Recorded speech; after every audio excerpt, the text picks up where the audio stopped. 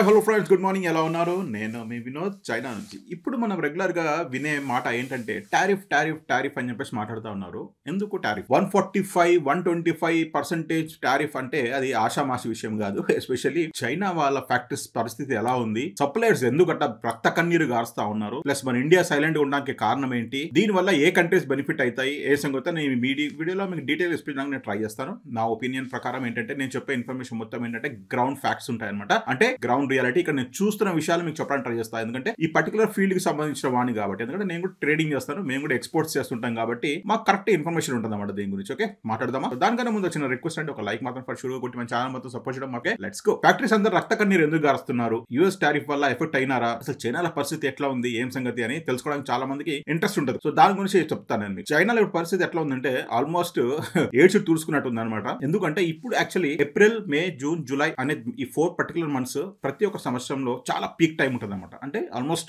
వీళ్ళది almost rising time లో ఉంటుంది అనమాట. Almost rising. ఎందుకంటే క్రిస్మస్ సెలబ్రేషన్స్ కి సంబంధించిన ఐటమ్స్ ఆల్మోస్ట్ వీళ్ళు మాక్సిమం ఎక్స్పోర్ట్ చేస్తారు ప్రపంచం మొత్తంలో. సో ఇప్పుడు ఏమైపోయిందంటే చైనా అనే కంట్రీ యూఎస్ మీద చాలా డిపెండ్ అవుతుంది ఇంటర్నల్ గా. అంటే యాక్చువల్లీ ఏంటంటే ఎక్స్పోర్ట్స్ వీళ్ళకి ఏంటంటే యూఎస్ అనే కస్టమర్ క్లయింట్ వీళ్ళ ఎక్స్పోర్ట్స్ యూఎస్ కి ఎట్లా అంటే హాట్ కేక్ లాంటిది అనమాట. అది ఎవరు వదులుకోవడానికి ట్రై చేయరు కదా. హాట్ కేక్ అనేది వెరీ వెరీ టేస్టీ ఉంటుంది, ఎందుకంటే హ్యూజ్ రెవెన్యూ వస్తుంది అనమాట దాని. ఎందుకు ఫర్ ఒక చిన్న ఎగ్జాంపుల్ తో మీకు షేర్ చేస్తా.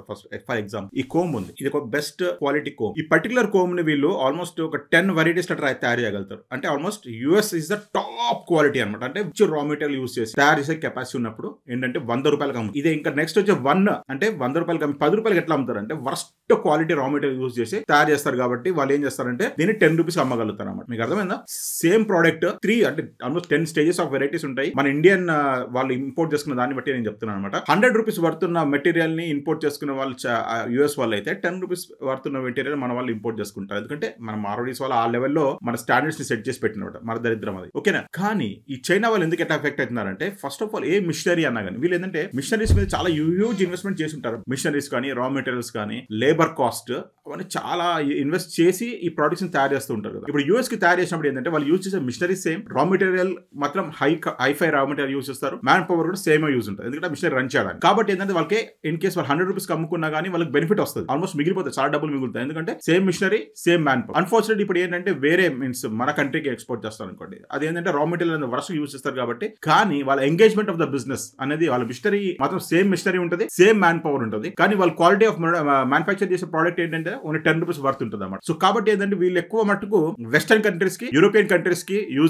ఎక్స్పోర్ట్ చేయడానికి ట్రై చేస్తారు. ఎందుకంటే వాళ్ళకి మంచి రెవెన్యూస్ వస్తాయి కాబట్టి. మన సౌత్ ఏషియన్ కంట్రీస్ కి ఎక్స్పోర్ట్ చేయడానికి ఇంట్రెస్ట్ చూపించారు వీళ్ళు ఎక్కువ. సో దాని వల్ల వీళ్ళకి ఎఫెక్ట్ దెబ్బ పడుతుంది అంటే దెబ్బ పడుతుంది, హ్యూజ్ గా పడుతుంది అన్నమాట. ఎట్లా అంటే ఇప్పుడు ఒక 100 రూపాయల ప్రోడక్ట్ అనుకోండి, దాని మీద టారిఫ్ 145% అంటే ఆల్మోస్ట్ ఎంత 245 రూపాయలు. అక్కడ పోయిన తర్వాత వాళ్ళ రీసేలర్, హోల్సేలర్ వాళ్ళ మార్జిన్స్ అన్ని ఆడుకొని చూస్తే దాని కాస్ట్ వచ్చేసి ఆల్మోస్ట్ దగ్గర 270 రూపాయలు ఉంటుంది.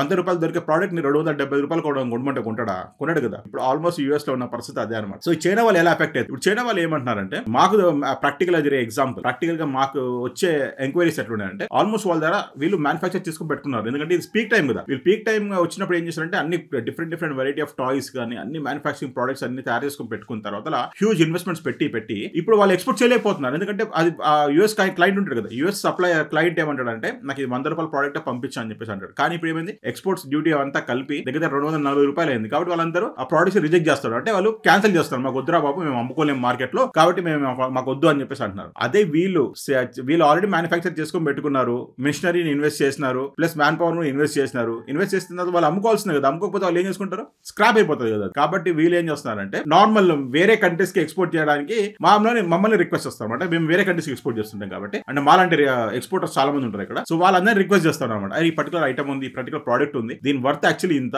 100 రూపాయలు, మీకు 70 రూపాయలకి ఇస్తాము, లేదంటే 60 రూపాయలకి ఇస్తాము, 50 రూపాయలకి ఇస్తాము అని చెప్పేసి మాట్లాడతారు. దాన్ని బట్టి మీరు ఇమాజిన్ చేస్తున్నారా లాస్ ఎక్కడ పోతున్నారు అంటే 100 రూపాయలు వచ్చే ప్రోడక్ట్ వీళ్ళు 50 రూపాయలు కూడా అమ్మడానికి రెడీ అయిపోతున్నారు. ఎందుకంటే వీళ్ళు ఎక్స్పోర్ట్ చేయలేకపోతున్నారు యూఎస్ కంట్రీకి. దానివల్ల వీళ్ళు రక్త కన్నీరు మాత్రం డెఫినెట్లీ కాస్తా ఉన్నారు. స్టాక్స్ మాత్రం ఎక్కడ మాత్రం అక్కడ పైలప్ అయిపోతాం అనమాట. అంటే యాక్చువల్లీ వీరు ఎక్కువ క్లోతింగ్ మెటీరియల్ అంటే బట్టలు కానీ, టాయ్స్ కానీ, ఫ్యాన్సీ ఐటమ్స్ కానీ, గ్లాస్ ఐటమ్స్, సిరమిక్ ఐటమ్స్ అట్లాంటి ఐటమ్స్ అంటే నేను డీల్ చేసే ప్రొడక్ట్స్ గురించి నేను చెప్తాను. ఇంకా ఎలక్ట్రానిక్స్, ఎలక్ట్రికల్ అవన్నీ దాని గురించి సపరేట్ బాల్ గేమ్. అవైతే మేజర్ ప్రొడక్ట్స్. అదేంటంటే దాంట్లో మేజర్ ఇన్వెస్ట్మెంట్ ఎవరిది ఉందంటే యూఎస్ కంట్రీస్ వాళ్ళది ఉంది. కాబట్టి ఇక్కడ వాళ్ళు ఏం చేశారంటే దాన్ని ఎగ్జామ్ చేసినారు అనమాట. అంటే electronics, computers, chips, mobile phones అట్లాంటి ప్రొడక్ట్స్ మీద వాళ్ళని మాత్రం ఎగ్జామ్షన్ చేసి రిమైనింగ్ ప్రొడక్ట్స్ మీద అన్నిటి మీద దెబ్బ వేసి పెట్టినారు అనమాట. వీళ్ళు వేయడం వల్ల ప్రాబ్లం మాత్రం అక్కడ బీభత్సంగా పెరుగుతా ఉంది.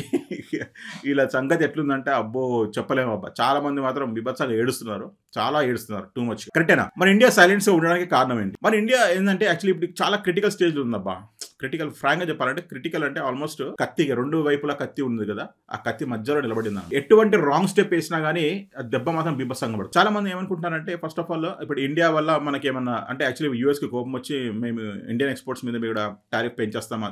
ఫస్ట్ ఆఫ్ ఆల్ మనం యూఎస్కి ఎక్కువ మటుకు ఎక్స్పోర్ట్ ఏం చేయట్లేదు, అగ్రికల్చర్ ప్రొడక్ట్స్ అట్లాంటివి తప్ప ఏం చేయట్లేదు అనమాట. ఇప్పుడు సాఫ్ట్వేర్ గురించి మనం మాట్లాడినాం. మనం సాఫ్ట్వేర్లో మనం ఓన్లీ సర్వీసెస్ ప్రొవైడ్ చేస్తామబ్బా. మన యూఎస్ సాఫ్ట్వేర్ కంపెనీస్ ఉంటుంది కదా, సర్వీసెస్ మాత్రం ప్రొవైడ్ చేస్తాం. సాఫ్ట్వేర్స్ మేజర్గా డెవలప్ చేసి అమ్మే అంత మనం చేయట్లేదు ఫస్ట్ ఆఫ్ ఆల్. ఎస్పెషల్లీ ఇప్పుడు ఏంటంటే ఏ ఇన్ఫోసిస్ కంపెనీ అన్నా కానీ, ఏ విప్రో అన్నా కానీ, పెద్ద పెద్ద కంపెనీస్ ఏమన్నా అంటే టీసీఎస్ లాంటి కంపెనీస్ కానీ వాళ్ళు ఏంటంటే ఆల్రెడీ క్రియేట్ చేసిన సాఫ్ట్వేర్స్ కి వీళ్ళు సపోర్టింగ్ అనమాట, ప్యాచెస్ క్రియేట్ చేయడం అట్లాంటివి చేస్తారు, లేకుంటే సర్వీస్ అనేది బేస్ మీద సపోర్ట్ చేస్తూ ఉంటారు. కాబట్టి మనకి సాఫ్ట్వేర్ పైన ఎక్కువ ఇంపాక్ట్ అనేది ఉండదు. అగ్రికల్చర్ ప్రొడక్ట్స్ మీద అంటే ఫుడ్ కానీ, ఫార్మసీస్ కానీ అట్లాంటివి ఏంటంటే వాళ్ళు కంపల్సరీ నెసెసిటీ గూడ్స్, అది యాక్చువల్లీ నెసెసిటీ గూడ్స్ కాబట్టి వాళ్ళు డెఫినెట్లీ వాళ్ళు ఏంటంటే దానిలో నెగోషియేషన్ చేసి డెఫినెట్లీ వాళ్ళు అయితే ఇంపోర్ట్ చేసుకుంటారు. ఎందుకంటే లైఫ్ సేవింగ్ డ్రగ్స్ మాత్రం మనమే సేవ్ చేస్తాము.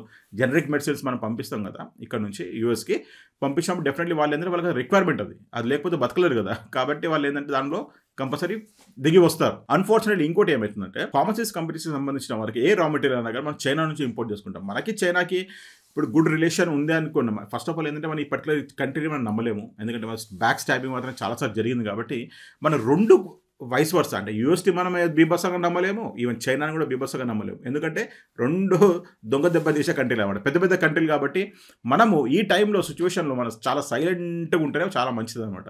మోడీ గారు తీసుకున్న డెసిషన్ మాత్రం హ్యాట్స్ ఆఫ్ అండ్ సెల్యూట్ చేయాలి. ఫస్ట్ ఆఫ్ ఆల్ ఎటువంటి అగ్రెసివ్ స్టేట్మెంట్స్ చేయకుండా సైలెంట్గా ఉండడం. కాబట్టి silence is the most major and powerful weapon అది యాక్చువల్లీ. ఓకేనా? ఎటువైపు వాటర్ ఆడుకుంటాం ఇప్పుడు, ఎందుకంటే వీళ్ళు మన దగ్గరికి వస్తూ ఉన్నారు, మనం గుడ్ రిలేషన్షిప్ మెయింటైన్ చేద్దాము, మంచి చేద్దామని. ఇంక నేను చెప్తాను కదా ఫ్రెండ్స్, యాక్చువల్లీ ఏషియన్ స్పెసిఫిక్లో ఎస్పెషల్లీ ఏంటంటే Russia, US and China, Russia, India and China కలిసినప్పుడు ఇట్ మోస్ట్ చాలా పవర్ఫుల్ ఉంటుంది.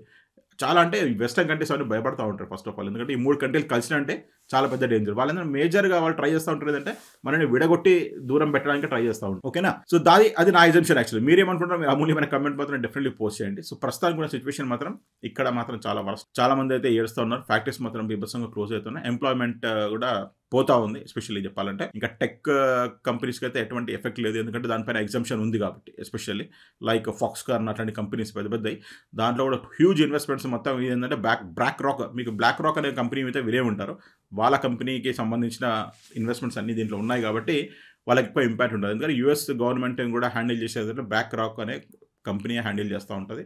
అది జగవేర్న సత్యం అనమాట. అదే అన్నమాట పరిస్థితి. చిన్న చిన్న ఐటమ్స్ మీద ఎఫెక్ట్ మాత్రం ఉంటుంది.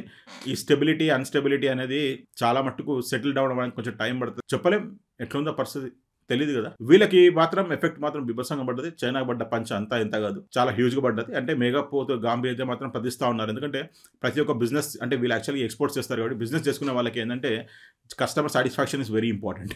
కస్టమర్ ఒకసారి సాటిస్ఫైడ్ కాలేదు, వాడు ఎఫర్ట్ చేయలేడంటే వీళ్ళు మ్యానుఫ్యాక్చర్ చేయలేరు. వీళ్ళు మ్యానుఫ్యాక్చర్ చేయకపోతే ఏంటంటే ప్రోడక్ట్ ఎంప్లాయ్మెంట్ పోతుంది. దాంతోపాటు వీళ్ళు పెట్టిన హ్యూజ్ ఇన్వెస్ట్మెంట్స్ అంటే మిషనరీ మీద పెట్టిన ఇన్వెస్ట్మెంట్, రా మెటీరియల్కి పెట్టిన ఇన్వెస్ట్మెంట్ మొత్తం లాస్ అవుతారు. కాబట్టి ఏడుస్తున్నాను అనమాట చాలా మటుకు. రక్త కన్నీరు మాత్రం డెఫినెట్లీ మీకైతే అర్థమైంది కూడా కదా ఫ్రెండ్స్. ఇది యాక్చువల్లీ 145-125 జరిగే ట్రేడ్ యుద్ధం, బిభత్సమైన యుద్ధం. ఓకే అండి, ఈ వీడియో ఎంతో మటుకే మీకు కనుక మన వీడియో కనుక నచ్చినట్టయితే ప్లీజ్ మన ఛానల్కి ఒక లైక్ మాత్రం షూర్గా కొట్టండి. మీ ఫ్రెండ్స్కి మన వీడియో షేర్ చేసి మన ఛానల్ మాత్రం సపోర్ట్ చేయాలని చెప్పి నేను కోరుకుంటున్నాను. ఓకే అండి, by by, have a nice day, జై హింద్.